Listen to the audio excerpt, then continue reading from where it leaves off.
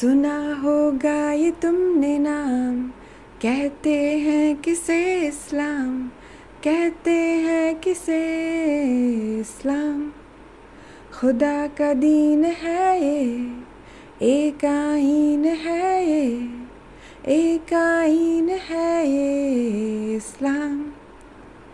उठना और बैठना और सोना सिखाता है, खुशी से रहना और बांटना सिखाता है। सिखा देता है ये जीना कि दिल से साफ हो कीना, कि दिल से साफ हो कीना। सिखाता है मोहब्बत भी, सखावत भी, शुजाअत भी, मेहनत भी और रहमत भी। हो जिसमें अमन का पैगाम, उसी को कहते हैं हम इस्लाम।